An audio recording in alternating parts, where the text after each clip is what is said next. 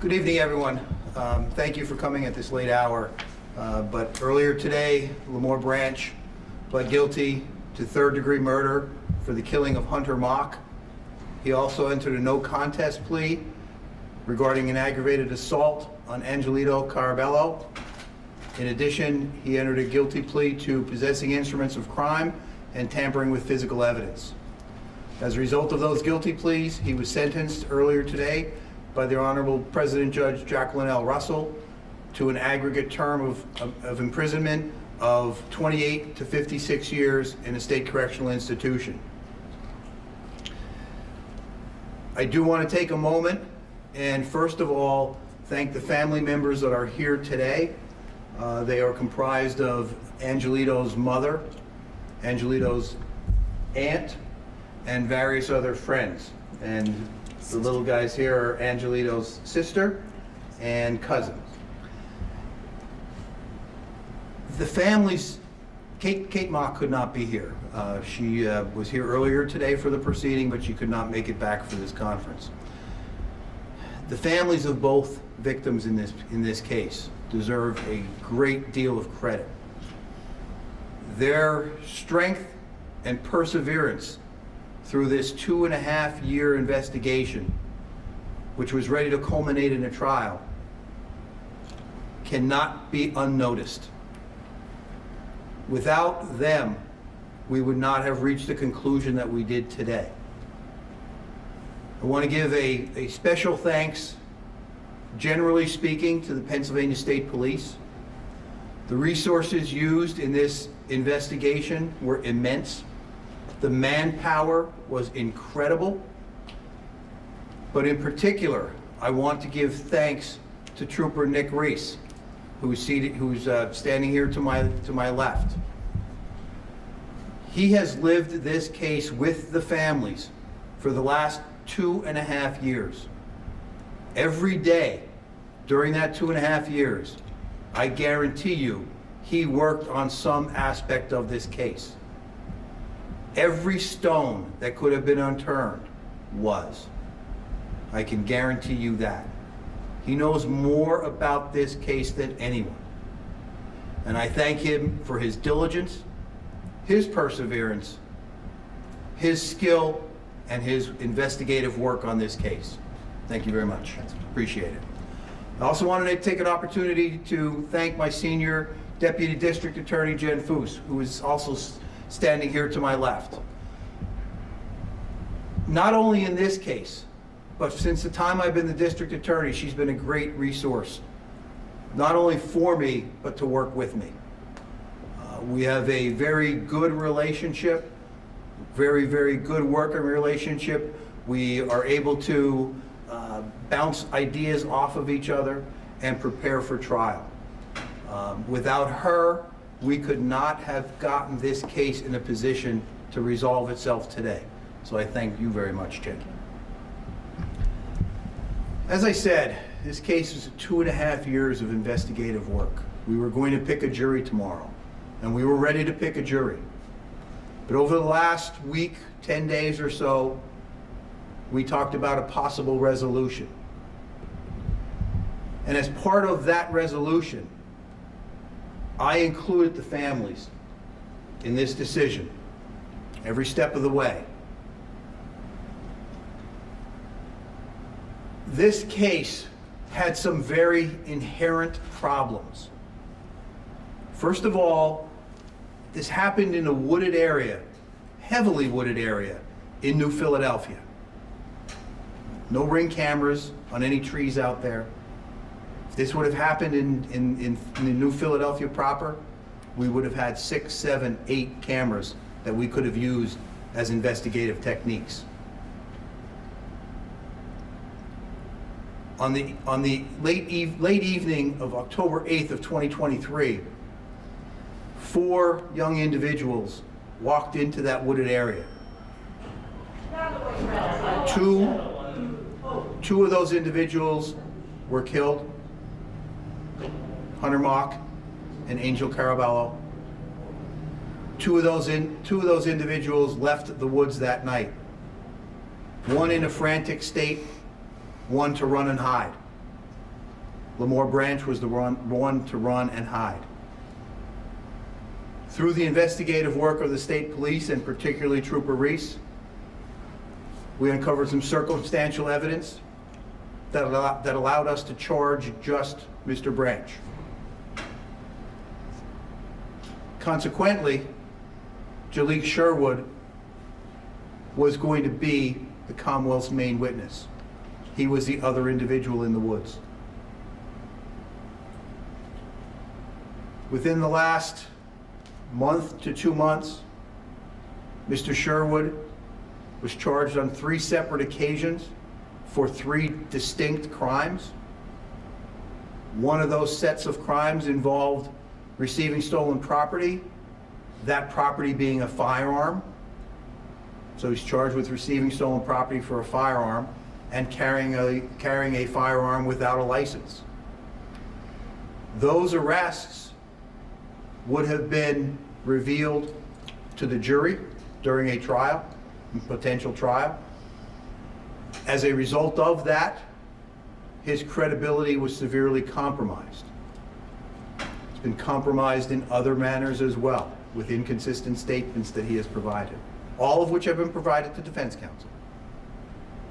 As a result of that, after speaking with the families, we discussed a resolution that was reached today. And I can tell you that the district attorney's office, me in particular, and Trooper Reese and Jen Foose would not have agreed to resolve this case in the manner we resolved it without the consent and agreement of the families. Due to the fact that no one has taken responsibility for the death of Angel Carabello, that investigation will remain open. This is a period of time where the district attorney's office and Trooper Reese hope and pray that the victims can somehow today start closure, at least as it pertains to Mr. Branch. They deserve closure. We hope that we achieved that today for them. There is no one that knows more about this case than Trooper Reese and the district attorney's office and the families involved. For those that think you know more about this case, I can guarantee you that you don't.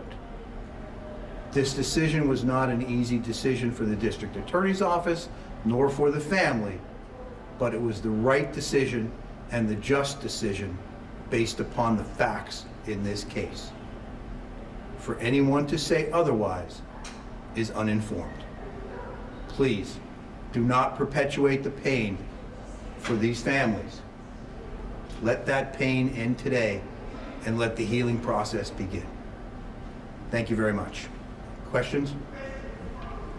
Are there any other persons of interest in Mr. Carabello's death in that case? Obviously, as I indicated, it's an ongoing investigation at this point in time, so I can't comment on the particulars of the case, but obviously due to the fact it's an open investigation, we are going to do the best that we can to determine whether or not we can bring charges against someone subsequently. Thank you. Who's going to be leading that investigation? Trooper Reese.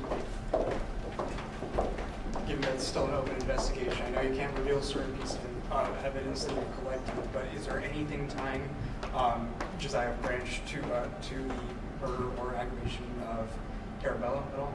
I'm sorry, I didn't hear the end. Is there any evidence tying Carabello, the murder of Carabello, to the suspect who's now pled guilty? There was some evidence involved in that. We didn't believe that we could prove a first or third degree murder against Mr. Branch as it pertained to Mr. Carabello, and as a result of that, he pled no contest to the aggravated assault charges on Mr. Carabello, and that was part of his sentence. What's the next step of the investigation for Carabello? We're always open for investigative information, tips, whatever it may be.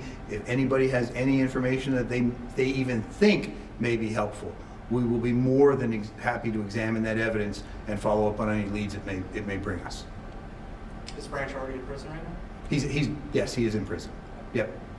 He's across the street at the Schuylkill County Prison, soon to be transferred to state prison. Obviously, this was a long investigation. What's it like for you guys to finally see it, some closure and, you know, have some resolve? Yeah, that's a great question. We do this for a living, so obviously it's a relief to us. But the greatest joy that I have in bringing a case to conclusion is that the families now know that it's concluded, at least one aspect as it pertains to Mr. Branch. So as a result of that, that gives me the greatest satisfaction. So I don't want to say relief, I want to say satisfaction for the victims. A deal like this being made so close to trial, I mean, how does that make you guys feel overall? Quite frankly, it happens very often that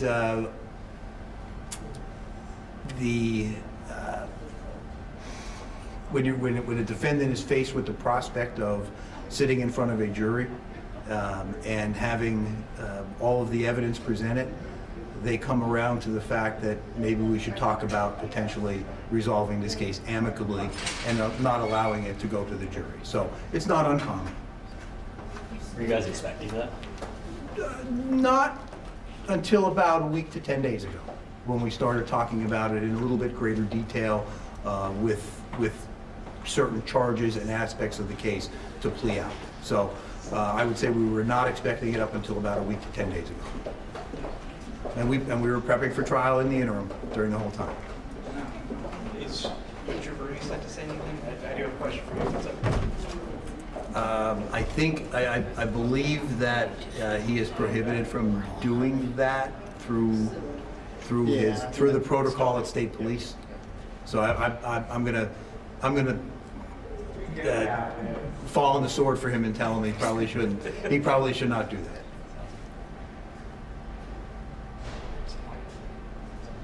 Good. All right. Tanya, I'm going to give you a chance. You're welcome. I'm going to give you a chance to see if you want to say anything. Or Tony, I don't know if you want to say anything. Yeah, I'll give you that opportunity. You're here. It's your case. It's your son. You don't have to. I'm sorry. Okay. I'm sorry. I didn't want to put you on the spot. You're not putting me on the spot.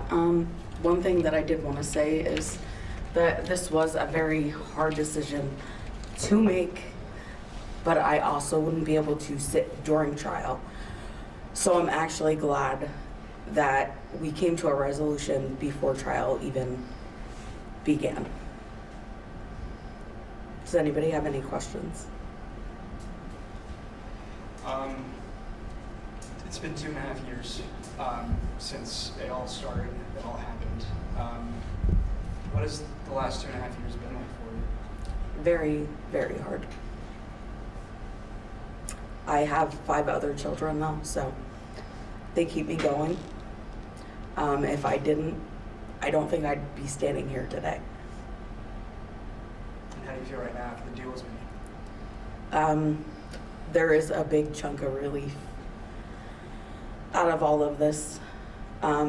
He did apologize as well, but I think that was more forced by a few statements that we were able to give.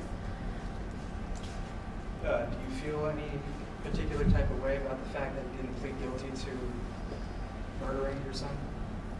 No, I feel like he played a big role, but he's not the one who actually took his life.